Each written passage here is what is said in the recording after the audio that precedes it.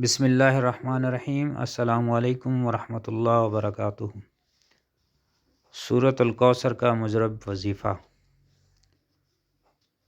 یہ وظیفہ صرف 3 دن کرنا ہے۔ صرف 3 دنوں کے اندر آپ کی جو بھی بڑی سے بڑی حاجت ہوگی، جس بھی مقصد کے لیے آپ اس وظیفے کو پڑھو گے، آپ کا وہ مقصد انشاءاللہ العزیز 3 دنوں کے اندر پورا ہو جائے گا۔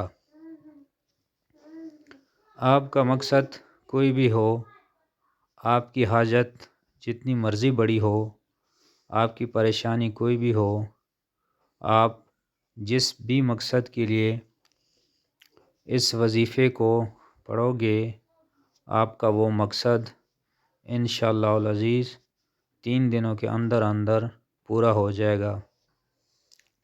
آپ نے یہ وظیفہ جمعرات، جمعہ، ہفتہ 3 دن کرنا ہے۔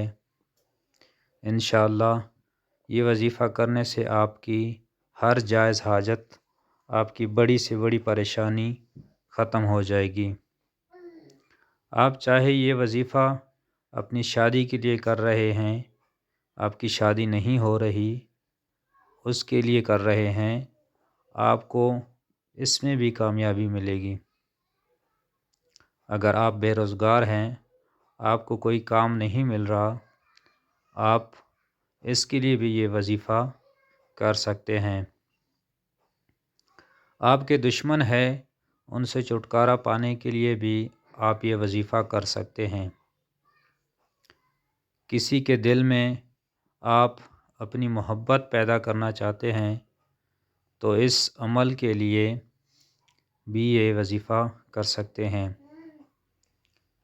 آپ کی کوئی بھی حاجت ہو، کوئی بھی مقصد ہو، آپ اس وظیفے کے ذریعے اپنا مقصد پورا کر سکتے ہیں۔ آپ نے صرف 3 دن اس وظیفے کو کرنا ہے اور انشاءاللہ 3 دن کے اندر آپ کا ہر مقصد پورا ہو جائے گا۔ اس وظیفے کو شروع کرنے سے پہلے درود شریف لازم پڑھیں۔ آپ نے وظیفہ کس طرح کرنا ہے؟ آپ نے سورہ کوثر پڑھنی ہے۔ سورہ کوثر قرآن پاک کی سب سے چھوٹی سورت ہے۔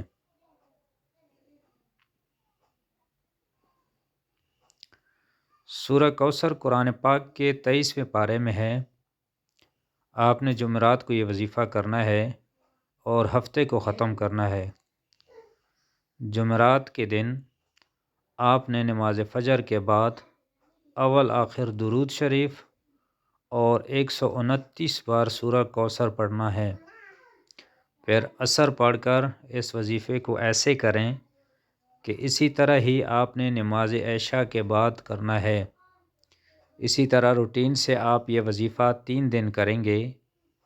آپ کی کوئی بھی حاجت، کوئی بھی مقصد ہے، اس کو ذہن میں رکھ کر آپ نے یہ وظیفہ کرنا ہے۔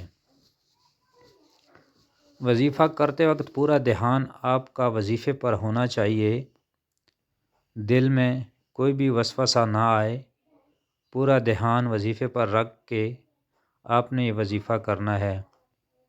انشاءاللہ اس وظیفے کو کرنے کے بعد آپ کی اللہ سے مانگی ہر دعا قبول ہوگی۔